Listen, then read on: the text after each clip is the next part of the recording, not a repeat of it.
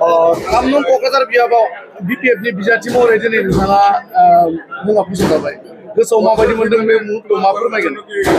गोसोआव खुसि मोनदों आरो जोंनि बिपिएफ पार्टिनि हाइ कमान्डखौ आं धन्यबाद जानायो जे आंखौ बिजाथि महरै सायख'दों बिथांमोनहा आरो भबिष्यताव आङो जाहाथे बिसिनि एक्सपेक्टेसनाव गसंनानै खामानि मावलांनो हायो बेखौनो आङो राजखान्थियाव गोदानै आगान फैनाय नंगौ मा फोरमायगोन आं रायजोनि थाखाय खामानि मावलांगोन रायजोनि थाखायनो आं कन्टेस्ट खालायदों हिन्जाव माहारिनि थाखाय आरो युवा प्रजन्मनि थाखाय आं खामानि मावनो सानदों एमएलए महरै देरहालांनायनि उनाव नोंथांनि फार्स्ट प्रायरिटिया मा जागोन आंनि फार्स्ट प्रायरिटिया समस्तिखौ डेभेलप खालायनाय बेजों लोगोसे आरो दस्रा दायित्व मोनबावबा दस्राखौबो खालायगोन एन्टायार आसामनि थाखाय आरो देशखौ जौगानायनि थाखाय आं मदद होफागोन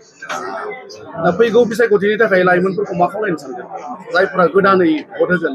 पार्टिसिपेट खालायनांगौ पलिटिक्सआव जोङो गोजानाव थानानै नायनो नाङा खारन पलिटिक्सआ जोंनो बयनिबो थाखाय दरखारि सामाजिक भाबै जिहेतु जों मानसिया जीवन जापन खालायो ओंखायनो पलिटिक्सआव गोरों गोरा गथ'फ्रा फैनांगौ जाहाथे समाजा मोजां जायो खामनं क'क्राझार बिधानसभा बियाबाव इउपिपिएलनिफ्राय लरेन्स इस्लारि दं नोंथांनि थाखाय माबायदि प्रत्याह्बान जागोन प्रत्याह्बान आं जेबो नुवाखै बिथांखौ खारन बिथांखौबो टेस्ट खालायखांबाय मानसिफ्रा जोंनि समस्तिनि मानसिफ्रा 5 इयार्स बिथांनि खामानिखौबो नायबाय बाहाय जेबो माने डिफारेन्स नुवाखै ओंखायनो दिनैहाय आंखौ खालि बिपिएफनिल' नङा इउपिपिएलनि मानसिफ्राबो आंखौ सापर्ट खालायदों ओंखायनो थांनाय समाव जिहेतु इउपिपिएलनि आखायाव क'क्राझार समस्तिया थांदोंमोन बे खेबाव बिपिएफआ लाबोफिननो हागोन एकदम 100% लाबोफिननो हागोन आरो बयबो ज' जानानै ओंखारनांगौ ओमफ्राय इउपिपिएल बिपिएफ थानो नाङा बाहाय सासे बर' हिन्जाव ओंखारदों निश्चय आं खामानि मावनो होनानैसो ओंखारदों पदबिनि थाखाय नङा जायगानि उन्नति जानांगौ जोंहा आरो आवगायनानै थांबावनांगौ समाजनि उन्नति जानांगौ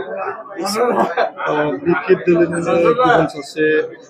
गागि दैदेनगिरि भटार पार्कआव मोनसे प्रमिला रानी ब्रह्मआ दिनै टिकेटखौ मोनासै मा बुंनांगौ